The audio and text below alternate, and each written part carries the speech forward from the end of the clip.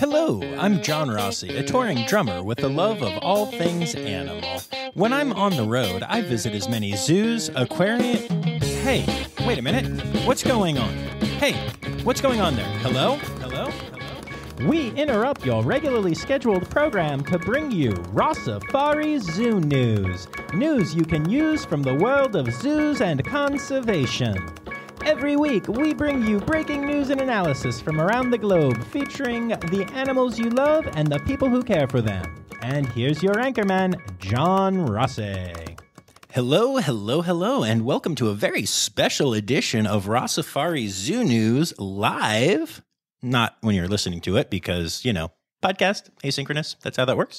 But live at the AZA Annual Conference. I am going to be spending the next however many minutes this goes, because I'm recording the intro before I do the rest of the podcast this time, telling you all about the experience at the AZA Annual Conference so far.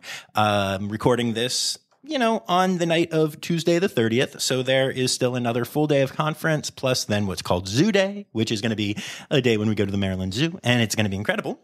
But I wanted to share with all of you what it is like to be at this incredible conference.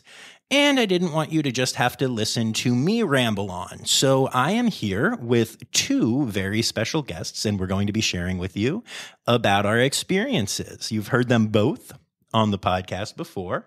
And now I'm going to let them introduce themselves, starting with the one that doesn't have a theme song. Hi there. It's Katie Propp with Penguins International, and I'm super excited to be here today. Yay, Katie Propp. And then who's that other lovely person sitting next to you? Hi, I'm Zoe. I'm your fiance. Oh, yeah. Also a veterinarian who likes zoo stuff. Oh, yeah, that one. Okay. And we are all AZA member people, so that's exciting, and that lets us be here at the conference. So let's start off by just kind of explaining how this works. So let's start off by talking about, you know, what the purpose of this conference is in general. Katie, go ahead and share about that a little bit.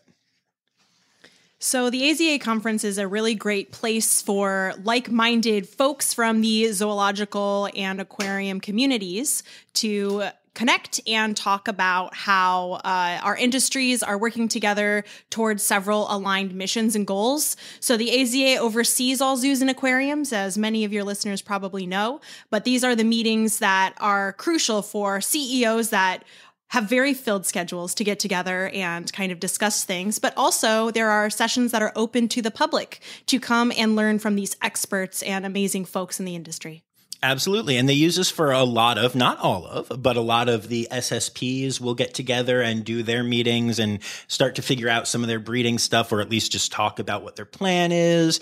And the SAFE programs, which are Saving Animals from Extinction, which is the big conservation arm of the AZA right now. I mean, let's be honest. Zoos are as well, and aquariums, obviously, but that is their specific conservation program that they are doing with certain species right now. And there are these great meetings. And then there are just all these speakers that come and talk about many different aspects of the industry. And we've all gone to a bunch of different things. So we're going to be able to share what some of those panels and presentations are like. But then on top of that, there is a exhibit hall that is vendors that come, and they're all like zoo related. It's amazing. And so we'll talk a bit about what we've seen there as well. There's also a silent auction, and it's really exciting because I bid way too much on red panda stuff today, and Zoe got mad at me. So much. $90. $90 for things we already have. And the bid before it was $65. We already have all of the things. Not all of them. All of them. I like red pandas. So anyway,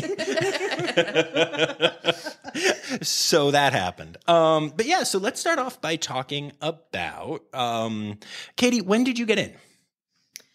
When did I fly in? Yeah. I flew in on Saturday, I believe. You know, Katie doesn't remember. Listen, the jet lag is real, and I've been here. This is the third day that I've been here, so yes, kind of backtracking a little bit. But yeah, it's good. It's good to be here for a little bit in advance of when everybody arrives, because then you kind of get a little insider knowledge on who's who, and again, it's a lot of those meetings, which I was involved in one of those. So yeah, and so that was Sunday that you had all that stuff going on. Thank you, Sunday. Yeah, no, yeah, you got in Saturday, and then Sunday was that. And so tell us about Sunday, because we were not here on Sunday. Yeah, Sunday was really great. There was a whole lot of I would say executive sessions, which means that they are closed to the public. And then some of those sessions, they do start out as executive sessions and then do open up to the public. So it's a lot of those committee meetings we were talking about where, we're coming together, talking about the SAFE program, or programs rather, and then basically crossing things off of the agenda list. So on that first day, it was mostly those meetings. So it was a lot of CEOs and executive folks, chairs of these different boards that are getting together to talk about their initiatives and how they're doing, and really kind of setting the groundwork for the rest of the week as to like, hey, here's what we're doing, and now here's the breakdown of what else we need to get done within a week. Because as you can imagine, a week is not enough time to do all the things that people probably have in mind. So it's nice to kick it off and get as much done as possible before the crowds show up. Awesome. And what were you involved with? I'm guessing it involved penguins. Yes. So it was, I was here and had the pleasure of joining in the African Penguin Safe Committee. I am involved in their education committee. So we were able to talk about some of the goals and initiatives. They have several different areas in which they respond to the SAFE program. So everything ranging from like oil spill response to artificial nest installation to the education committee and how they're doing in zoos and things like that. So it was nice to sit in that group and really hear from each of these chairs of these subcommittees what the updates were. I meet regularly with our group, but it's mostly through Zoom. So it's really cool to see people face to face, especially after a pandemic-filled world, and hear their interest and what they're working on. So definitely an awesome meeting with a lot of updates. There's a lot of work, though, still to be done. Absolutely. And you come here for more than that, but that is definitely the thing, or one of the things that actually brought you to the conference. Zoe, you are not actively involved at a zoo right now, other than we go to lots of them. What was your motivation for coming here? I am interested in zoo medicine and ultimately want to potentially probably specialize in zoo medicine. And so I want to keep my foot in the door of zoo things, and doing a small animal internship for the last year. I haven't been very involved in anything in the zoo world, so I wanted to get back into it a little bit and just find out what's going on here at AZA. Yep. And for me, it's about building the podcast, building awareness, getting new guests, connecting with new facilities. And also, even though I didn't expect this to be a thing, there are a lot of sessions about social media stuff. So I'm actually learning not only how to build my brand better on social media, but also hearing from zoo marketing and PR people, which they're the people I deal with a lot, and I'm learning about kind of their take on everything. So the coolest thing about this to me is that here we have 3 people in the room that are all very united in our mission for conservation and doing the thing and loving animals, but we're all here for just a variety of different reasons. And we're all getting a ton of different stuff from it. Zoe's been connecting with different vets and other people here. Katie is taking pictures of every penguin she sees. And this sound that you're about to hear, that is all of the business cards of people who have actually committed to being on the podcast. Now, whether it happens or not, who knows? That's how these things go. But if even just a small percentage of those pan out, this is going to have been amazing. And y'all are going to be hearing from incredible people. So that's a little look at kind of our goals and what Sunday was like for Propp. And then that brings us to Monday. And Katie, just so they're probably sick of hearing about my voice. So let's talk about Monday a little bit. Well, I have to say Monday really did feel like a repeat of Sunday. It was, again, a lot of those very closed sessions. But what was great about it was more faces were showing up. So you'd walk down the halls and it'd be like, hi, oh, so good to see you. So a lot of familiar faces were starting to fly in and show up. So there were a few sessions that were open to the public, but none that were as relatable to what I was doing at the time. Cool. So, yeah, that's cool. And I'd love to hear more about the specific things that you went to. Zoe and I were also here by then. Zoe, what did you go to? I went to the Animal Health Committee meeting, which is just a general meeting that was open to the public. So I just went kind of as a spectator. But it was just a discussion of some topics in zoo medicine that were relevant for the veterinarians at this meeting, as well as the animal care staff, and some CEOs of zoos and things were at that meeting as well. We talked a little bit about a couple of different areas that are kind of up and coming in the zoo medicine world. So we talked a little bit about elephant populations and concerns for them. We talked a little bit about SSP programs and specific areas, the list for the veterinary advisors for those programs and that kind of thing. And then just a couple of people talked about some programs that they were looking for help with. So a animal transport course and that kind of thing. And it was just nice to see those veterinarians talking about topics that are relevant for them and getting to see behind the scenes a little bit of how that communication works. Yeah. And during that time period, I sat and did homework for grad school because I need to do things like that at the conference because it is all day, every day, y'all. So, yeah, Katie, what did you go to during that time? The most interesting session that I attended was the Wildlife Conservation Committee. So they did have an opening for the general public. So I was considered general public. I am not on that board or anything like that. But it was really great because they talked about field conservation surveys. So just kind of collecting the data and what some of the results were from 2021, which was really interesting. And then also hearing about some of the annual reports that they're putting out in conservation science for SAFE programs. So they went through some of the SAFE program highlights. They did talk a lot about SSP and SAFE. They are two things that are similar and different at the same time. There's a lot of change happening, which is really exciting. But yes, they were talking about that as well as some of the accreditation standards that are going on right now too. So really fun. A lot of familiar faces in that audience. So related to what Katie just said, one of the meetings I actually went to today was what was it called? Hold, please.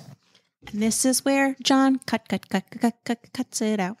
One of the talks that I went to today was the reimagining of AZA's animal programs, which was a little discussion with some of the chiefs of the TAG programs, which are the taxonomic advisory groups, talking about the new standards for SSPs and how that's going to be organized going forward. So over the last several years, the Animal Programs Committee has been working on new standards for SSPs and how those are going to be organized and what the standards are for being an SSP program.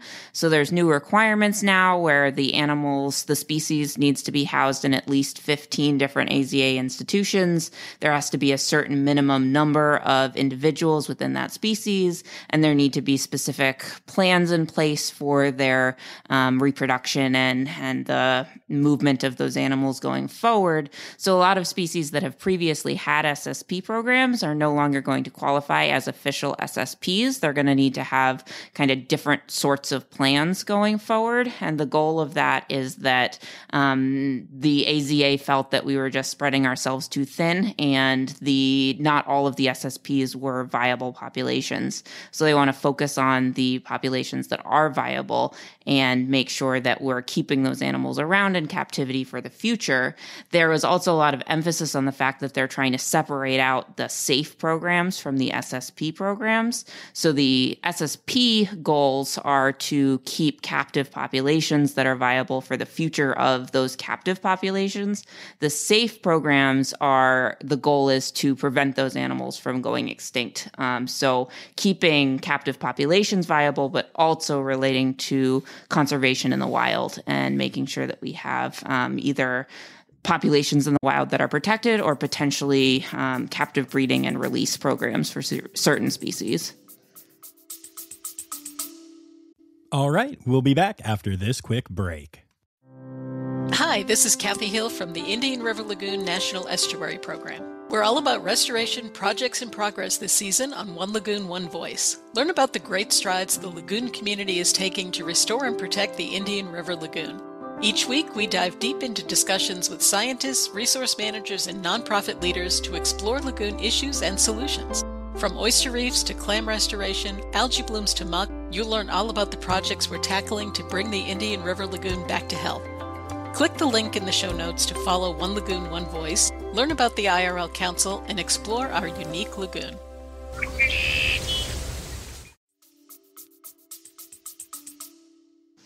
Interesting. And very interesting, actually. I worry about some species that I love not having official SSPs anymore. Yep. Cough, cough, tree kangaroos, cough, cough. Yep. Yeah, I don't think, and they did just come out with a safe program though for Matchie's tree kangaroos. So I think maybe they're transitioning from an SSP to a safe. So, but yeah, that's really interesting. And that's just the kind of stuff that you can just learn here while connecting with awesome people. And it's all very cool.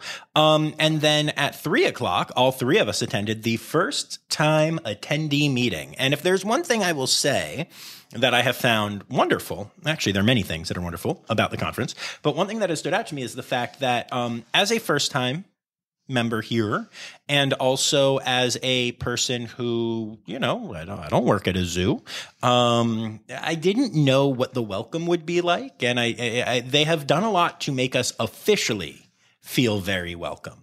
You get first-time attendee badges on your name tag thing that encourage people to come up and kind of introduce themselves and say hi and welcome you to the team, so to speak. And they had an entire meeting teaching you how to do this. They encourage you to make sure that you don't stay up late doing things like drinking or recording podcasts. And we're doing both. No, I'm kidding. But just different things like that to make you feel comfortable. It's your first time here, and I thought that was very cool. But then the highlight of the evening came after that, when we all walked to the National Aquarium in Inner Harbor in Baltimore and got to spend the evening, just the AZA people at the aquarium, hanging out, socializing, and seeing the aquarium. They had full staff on. They had interpreters. They had all kinds of cool stuff going on.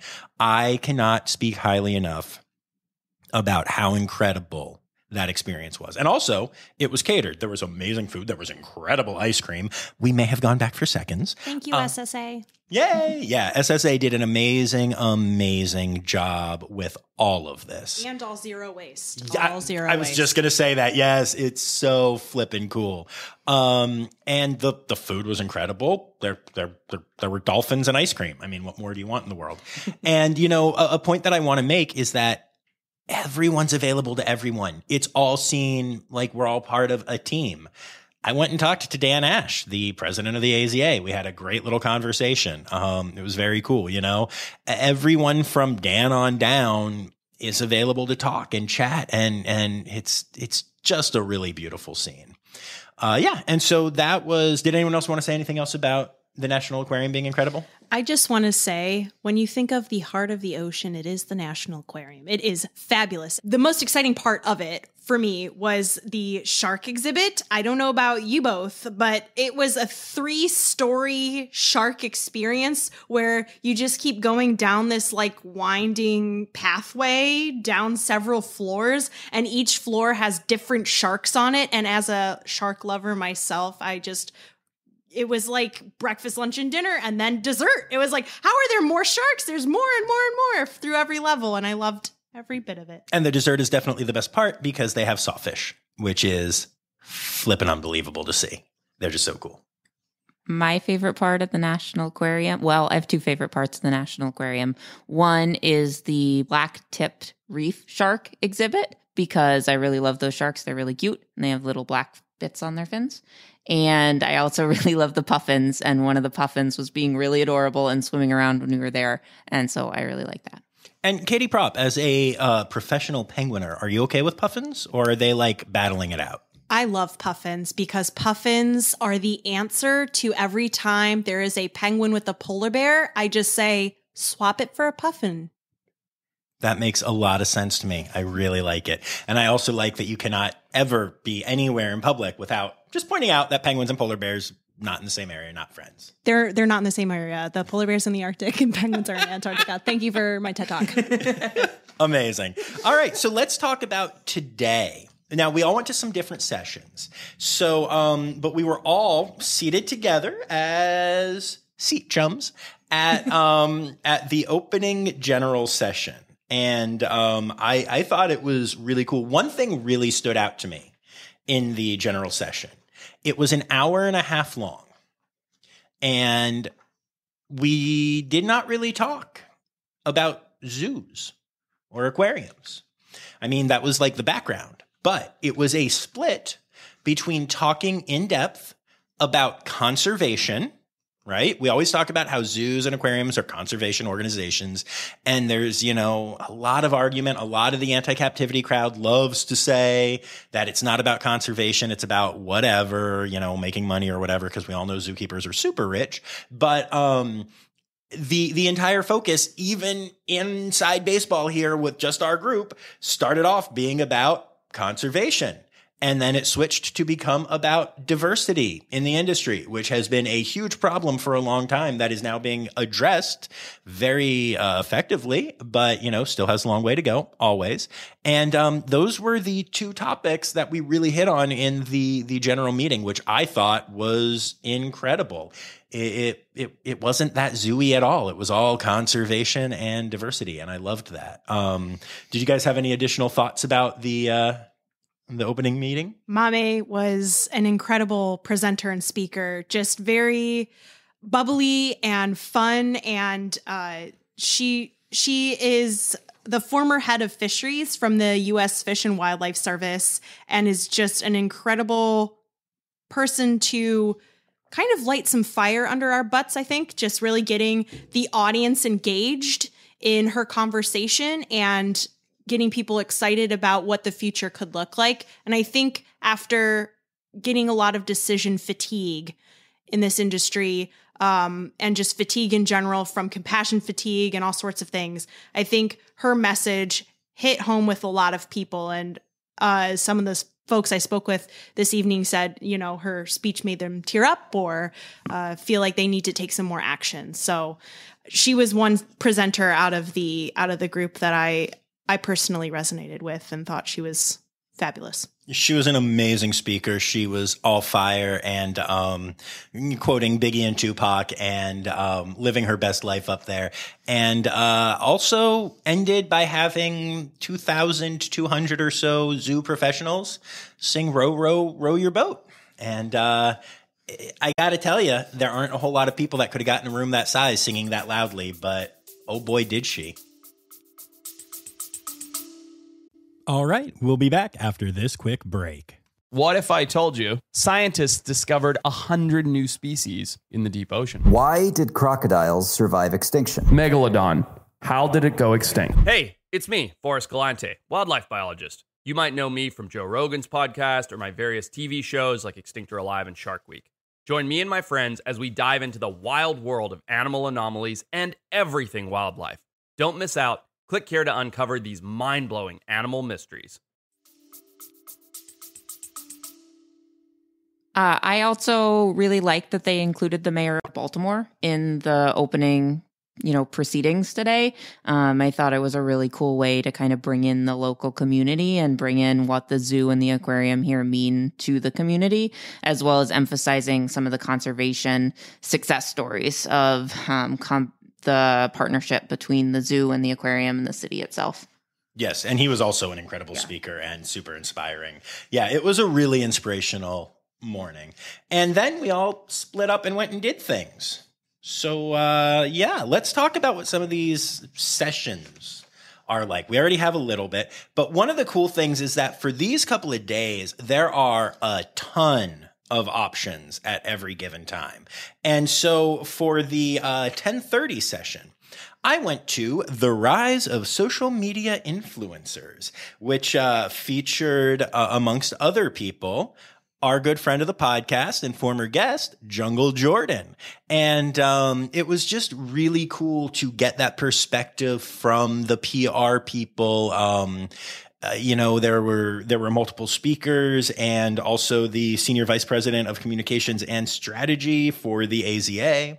And it was really cool to hear kind of from their side what it's like and what it's like for them to interact with people through social media or, things like podcasts, who aren't part of their team, and the benefits and also maybe some of the fears and some of the concerns they have and such. So it gave me a lot of very, very cool perspective. And I got to make some really cool connections. And also I was hanging out with Elena Bell from the Akron Zoo, who sets up all of those interviews for me. And it was very much, a bit of a homecoming and a bit of like meeting new people all at once. It was very exciting.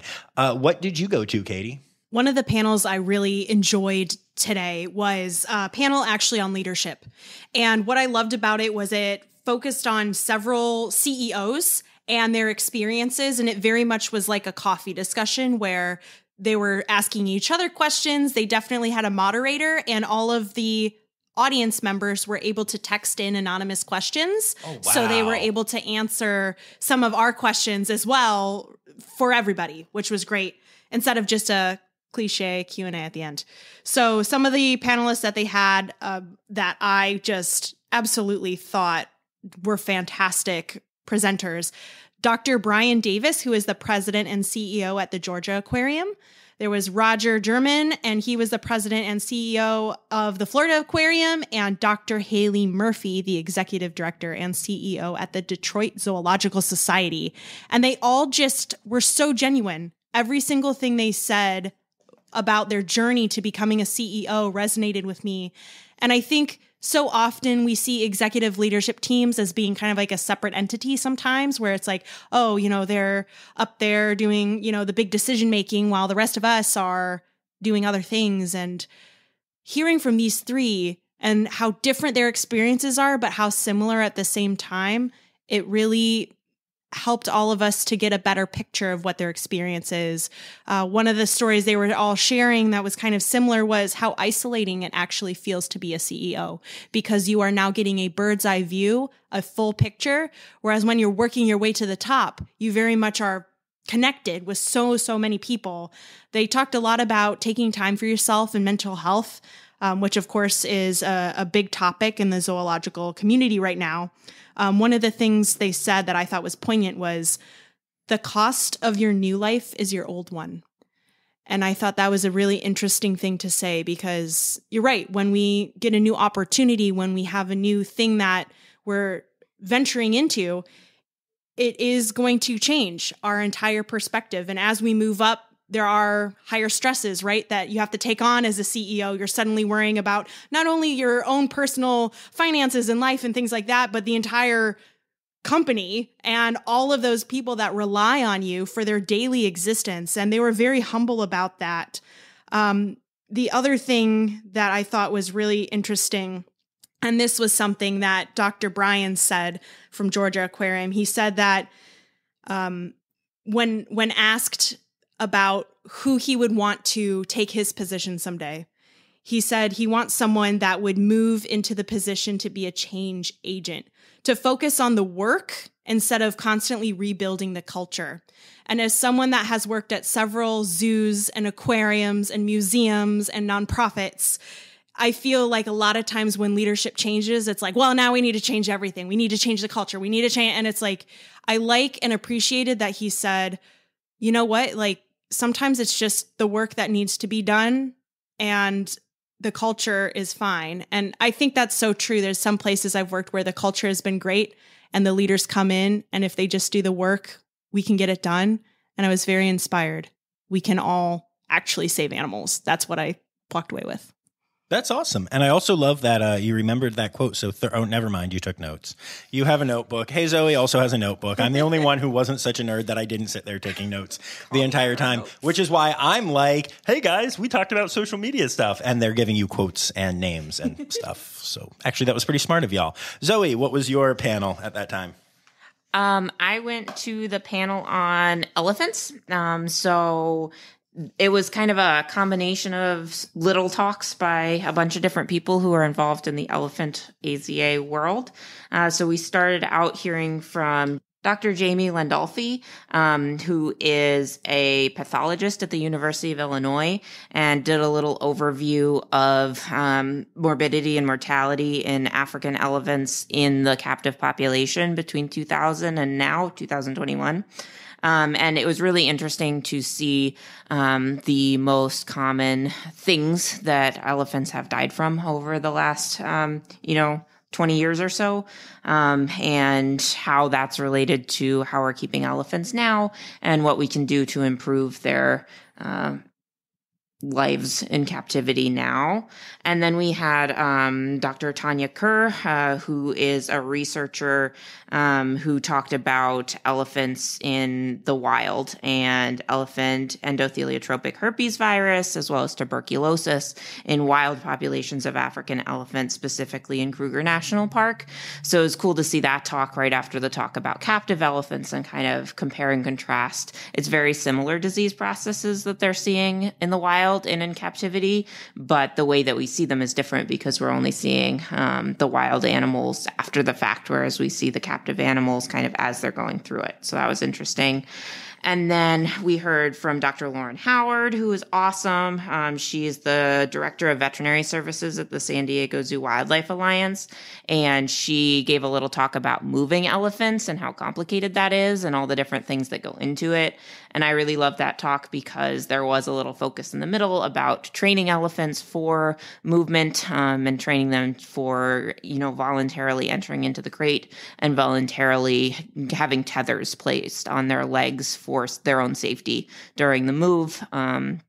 So I thought that was really cool. And she also talked a little bit about just the complications of having a very social animal and how moving them, you have to take into account the social dynamics of the herd they're coming from and the herd they're going to and how that's going to impact the whole thing. So I thought that was really interesting. And then we heard a little bit about elephant reproduction from Jill Sampson, who is the curator of elephants at the Pittsburgh Zoo. Talked a lot about artificial insemination in elephants, which I actually have been able to see a little bit of the training for at the Columbus Zoo when I was an intern there. So it was cool to see a summary of that and how it's done at the Pittsburgh Zoo. So both sides of it, they talked about, doing the actual artificial insemination with the female elephants as well as the semen collection for the male elephants. It's really interesting to see how semen collection for the male elephants is basically exactly the same as for horses, the way that they collect the samples, the way that they store the samples, the way that they ship them. They use equitaners, which is the same thing as for horses. So that was cool. Just a little flashback from vet school. And then last we heard from Lisa Peterson, who's the executive director at the San Diego Zoo Safari Park and also involved in the elephant planning for the future with their SSP. So heard a little overview of the plans for the elephant population moving forward. The elephant population in captivity in North America is very old, and we are not producing enough baby elephants right now to replace that population as it's aging out. So there was a lot of talk, both at this talk and also at the Animal Health Committee talk that I went to, about how we're going to deal with that and how we can have a sustainable elephant population in captivity going forward. So that was cool and interesting, and yay. Yay, indeed. Very cool. And then after that was my favorite session, lunch. And yeah, guys, they feed us at these things. There were sandwiches and cookies. You had to walk all the way to the opposite end of the exhibit hall to get the cookie. But I did, and I went and got us cookies, and they were good cookies. And that also gave us a time to hang out in the exhibit hall. And I mentioned this a little bit before, but you've got to picture this. It's 4 very deep rows, and then a 5th shallower row, and then a fifth. Row your boat. Sorry. Now I have to leave that in. And then a 5th shallower row. Nope, still can't say it. Anyway, because of just vendors that are all zoo related. So we are talking about brands that make like carnivore diets, and we are talking about the companies that make the software that zoos use to not only track their animal health, but to communicate between the different facilities and all that kind of stuff. We're talking about the dinosaurs that are there for and they actually have one of the dinosaurs, and it's like only scarier and deeper because it's a dinosaur with feathers. It has feathers. It does have feathers. It's awesome. And they have the Asian lanterns that you'll see at a lot of zoos, and they have some of those up. Like, it's ridiculous. And guys, they have so much swag. I think we got like 20 pens today, and so many bags, and a plush cheetah with a hoodie that I'm going to steal and give to Red. And yeah, no, it's just been absolutely ridiculous. It's so cool to see. It's all just our people, and it's amazing. And they all want to talk, and they're all interested in everything. And it's stunning. I love wandering that exhibit hall. And at lunch, I was also able to spend more time at the silent auction, where I found out that I still am the top bidder on the Red Panda package of things that I mostly have, and I'm spending way too much money on. So hopefully that will continue through the day tomorrow. Right, Zoe? We want to win that thing. She said no. Okay. So then this is getting a little long, but I really want to share just really quickly what these other sessions were like. So we're going to do this a little bit quicker now, but I am curious to hear about the other sessions that we all went to. So Zoe and I went to the Evolution of Ambassador Animal Programs, which was really cool and had a bunch of people, including our friend and recent guest, Nikki Boyd from the San Diego Zoo, just talking about exactly what I said, the evolution of ambassador animal programs. And it's really cool to see the different things that are happening and the strategies and studies that are being done. Zoos really care about animal welfare. And there was a study that was done and is continuing to be done at Zoo Atlanta that was about if animals are actually okay being touched, or if it stresses them out or not, the ambassador animals that get touched by humans. And, San Diego presented how they have tried to move their ambassador animals out of the hands of people and into more natural areas where they can still be seen and seen up close. And we talked about the difference between choice and the other word. Control, choice and control. A lot of people use that phrase in this industry as one thing, saying animals have choice and control. But there is a difference between the two words. And we talked about all of that. And it was really cool. Zoe, did you have anything else you wanted to say about that? Are you going to explain the difference between choice and control? No, I'm going to let you do that. Throw that out there. I'm going to let you do that. Okay. So we talked about the difference between choice and control. So choice for ambassador animals, we're talking about giving them the opportunity to choose. That can be choosing whether to go into an exhibit or not, or choosing between 2 different enrichment items or multiple different enrichment items, choosing different foods, that kind of thing. Whereas control is actually having control over your environment. So I think one of the speakers, I don't remember which one it was, gave the analogy of, or I guess example of having an animal have the choice between being in a room that's hot or a room that's cold versus having the ability to actually adjust the thermostat. Changing the actual environment that they're in. So the easiest example that we often see with ambassador animals is having the ability to control how their handlers are interacting with them, or how their handlers are kind of managing their environment. So having people move farther away or closer up, that kind of thing. So it was interesting to see the very first speaker in that talk was talking about the difference between choice and control. And then the other speakers kind of tended to use those words interchangeably. So I think that's going to be something that we see more of and more being focused on going forward with ambassador animals in the future. Absolutely. And then Propp, give me a quick breakdown of what you went to. I went to a session called Tech Notes because guess what? I'm a nerd and no surprises there. But it was basically a pilot session put on by the Research and Technology Committee from the AZA. And of course, the moderator was Dr. Jason Waters from the San Francisco Zoological Society, whom I know from my Brookfield Zoo days. So really great to see him. But there were several back-to-back guest speakers talking about how technology is being used in zoos and aquariums in both conservation aspects, but also looking at data from guests and what we can do with that. Pretty amazing stuff. That's really cool. Yeah, I am all about that. And then we had a snack break, and then we went off to our last sessions for the day. And so I went to building a community through social media, staff guidelines, community partners, and content strategy. And again, this was just more of a look at social media and things that I was hoping would affect me and Rossifari and all those things. And again, I heard from some really cool people and learned some really cool stuff. But yeah, that one was more just kind of behind the scenes stuff for me than something that's maybe worth sharing on here. But it was very cool and quite the experience. Where did you go, Zoe?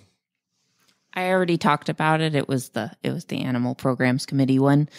So we were talking about SSPs and safe programs and stuff. But you got to see a video of puppies visiting the Georgia Aquarium in that talk. So I feel like you should talk about that. There were puppies that visited the Georgia Aquarium during the COVID shutdown, and the video went viral.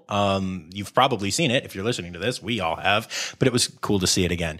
And yeah, it's really funny. It is funny hearing them talk about just like, you know, they'll have a video that they will think is okay, and then it just shoots off into the stratosphere, and then they'll like come up with some really cool strategy, and it just, you know, dies on the vine. But that's how social media works. We all know it. So yeah, but it was cool because there were puppies and they visited the Georgia Aquarium. But the best part is that not only did that get over 1 billion individual views through various social media things, but every single puppy in the video got adopted. Yay! And that's what they were the proudest of, which I thought was adorable. Yay! And again, brings it back to like, we're all here for animal welfare, even the puppies. It was very cool. And then Katie, what did you go to? I was in the social media meeting with you about 3 rows up. Yeah, I know. I saw you leave, but I forgot. So I'll cut that question. Oh, well. Anyway, yeah, I was hanging out with Elena again. Did you leave during it or after? It was at During. the Q&A. No. Let's just say it. You left before the Q&A was over. And there were tears. There were tears from people up front. There were not tears. No, there were not. There were not. And I was leaving because the guy next to me had to get up to leave. And I was like, you know what? I'll also leave because, yeah. Wow, you got peer pressured into leaving, causing the entire panel to cry. So the guy next to me I knew, and he wanted to talk to me. So it also was a double. That's fair. And that brings up another really important point. We've touched on this a little bit, but throughout all of this stuff, there's also just a ton of socialization. I mentioned this on Instagram, but I have had multiple fans of the podcast come up to me and just be like, oh my God, I love your podcast, which is so gratifying. Thank you so much. Someone just yelled Rossifari at me today, and I have no idea who they were, and I still don't know who they are, and I don't know why they knew that it was me. That's hilarious. But they probably know your theme song because you have one of those now. But yeah, so like it's just been a cool experience with that, but also connecting with so many people. If I start naming names, I'm going to forget somebody. But I mean, you know, doing a podcast in a community that you're getting into, but not initially a part of. You make these connections one at a time, and you hope they're cool, and you hope they're real, and you hope they're important, you know, or whatever. But then coming to a place like this and seeing just so many of those people from all across the country who light up when they see you, who share updates with you, who have become friends, who have become colleagues, who have become important people and respect what you're doing is just incredible. I have never been more on fire for this podcast than I am after all of this. And yeah, so I know then after this, like this is just how this works. So I was going to meet up with Zoe again, and I ran into Jungle Jordan, and we started talking, and he's like, man, this is fun. Let's go get dinner. And so we grabbed Zoe and we went and got dinner, and Katie was off having dinner with a friend as well. And then we're like, hey, let's get together and record. And like, it's just social. It's just fun. It's just people who love each other being together. And it's making me very happy is, I guess, my point. So that is where we're at right now. And I'm not going to do like another episode of this. I wanted to go in deep on what we've done so far. Tomorrow is going to be the same day as today, basically. There are different sessions, but there are going to be another full day of sessions and me guarding my red panda stuff and probably bidding even more if somebody outbids me and getting yelled at by Zoe. Nope. See? Yep, it's going to happen. Yep. Yep. So that's anything. Anyway, that's what's going to happen.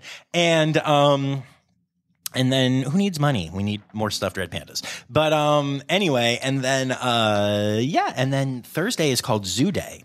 And we're going to the Maryland Zoo, which is in Baltimore and is the co-host of the conference with the National Aquarium. And it's going to be a full day of wandering the zoo and doing zoo things. And they have all kinds of cool ambassador stuff set up. And I have heard that conference zoo days are like the best zoo days that you can have. So I'm really looking forward to it, even though it's going to be like 90 some degrees and sweaty and gross. But, you know, that's okay because we're going to be sweaty and gross at the zoo. Katie, you look like you had something you wanted to say. I was just going to be like, Zoo Day, Zoo Day, Zoo Day. Woohoo! That tracks. Okay. And so with that, I'm going to leave y'all. I hope this gave you a really good in-depth look at what the AZA conference is like and how much we're all loving it. Katie, where can people find you on socials and plug your, important work with Penguins International? We are found on all social media platforms. You can simply search Penguins International, but on social media, on all those platforms, it's usually at Penguins, INTL. That's our Facebook and our Twitter.